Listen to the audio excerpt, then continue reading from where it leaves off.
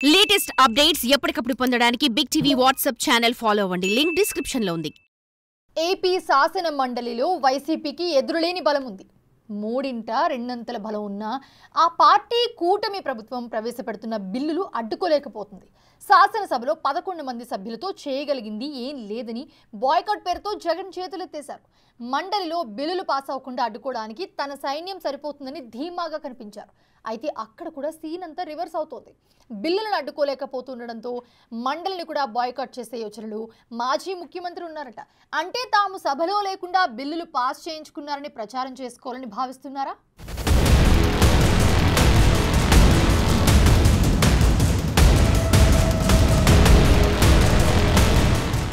AP రాజకీయాల్లో ఎప్పటికప్పుడు శాసనమండలి హైలైట్ అవుతూనే వస్తుంది.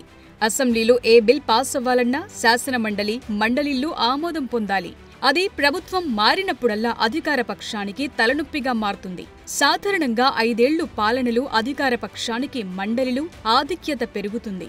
అదే తరువాత వచ్చే ప్రభుత్వానికి బిల్లులు పాస్ చేయించుకోవటానికి ఇబ్బందిగా మారేది. అప్పట్లో తెలుగుదేశం అధికారంలోకొచ్చిన తొలినాళ్లలో ముఖ్యమంత్రి ఎన్టీఆర్ మండలిలో కాంగ్రెస్ ఆధిక్యం కొనసాగుతుండటంతో ఏకంగా మండలినే రద్దు చేయించారు. తరువాత జగన్ అధికారంలోకొచ్చినప్పుడు కూడా అదే పరిస్థితి. శాసన మండలిలో పాస్ అయిన 3 రాజధానుల బిల్కు మండలిలో టీడీపీ స్పీడ్ బ్రేకర్ వేసింది. దాంతో ఆగ్రహంతో రగిలిపోయిన జగన్ మండలి రద్దుకు అసెంబ్లీలో తీర్మానం చేయించారు. అయితే కాలక్రమేణా మండలిలో వైసీపీ బలం పెరగటంతో రద్దు విషయాన్ని కన్వీనియంట్ గా మర్చిపోయారు.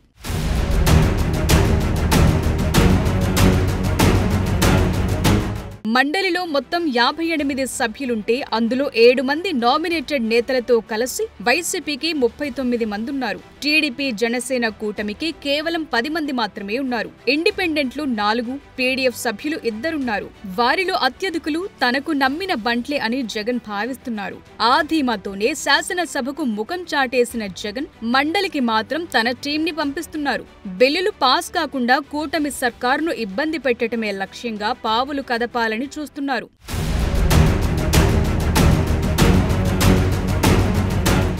అయితే జగన్ ఆలోచనలు బూమరంగ్ అవుతున్నాయి.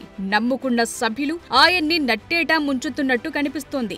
సంఖ్యాబలం ఎక్కువగా ఉన్న మండలిలో ప్రభుత్వ బిల్లులు నిరాటంకంగా పాస్ అవుతుండటం వైసీపీ వర్గాలకు పెద్ద షాకే ఇస్తోందట. అసెంబ్లీలో చంద్రబాబు సర్కార్తో నేరుగా ఫైట్ చేయడానికి జగన్ కు ఇగో అడ్డం వస్తున్నట్లు కనిపిస్తోంది. Speaker Ayyanna Patrudu, deputy speaker రఘురామరాజుల్ని అధ్యక్ష అని పిలవటానికి ముఖం చెల్లని మాజీ సీఎం తనకు ప్రతిపక్ష నేత హోదా ఇవ్వటం లేదన్న సాకు చూపిస్తూ శాసనసభను బాయ్కాట్ చేస్తున్నారు. మండలిలో మాత్రం చక్రం తిప్పాలని భావిస్తున్నారు.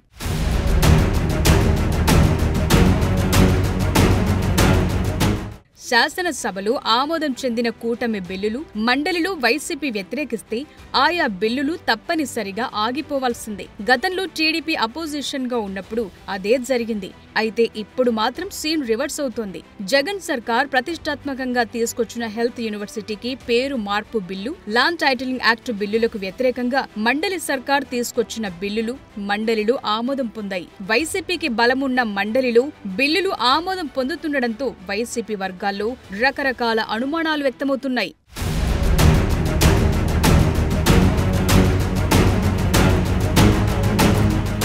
వైసీపీ సభ్యులు కూటమికి మద్దతిస్తున్నారా, లేకపోతే జగన్ కు దూరంగా ఉండాలని నిర్ణయించుకున్నారా? వైసీపీ ఎమ్మెల్సీలు మండలిలో లేకపోవడంతో బిల్లులు పాస్ అవుతున్నాయా? బిల్లులపై చర్చ సమయంలో సభ్యులు వాకౌట్ అవుతున్నారా? కొందరు కూటమి వైపు వెళ్లాలనే ఆలోచనలో ఉన్నారా? ఇలా రకరకాల ప్రశ్నలు ఉత్పన్నమవుతున్నాయి. ఈ పరిస్థితిని చూస్తున్న వైసీపీ అధ్యక్షుడు మండలిని బాయ్కాట్ చేయాలనే ఆలోచనలో ఉన్నారట.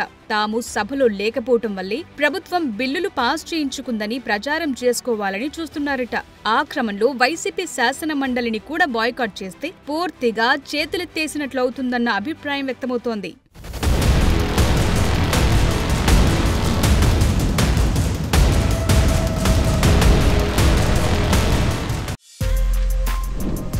For more videos like this, subscribe Big TV channel.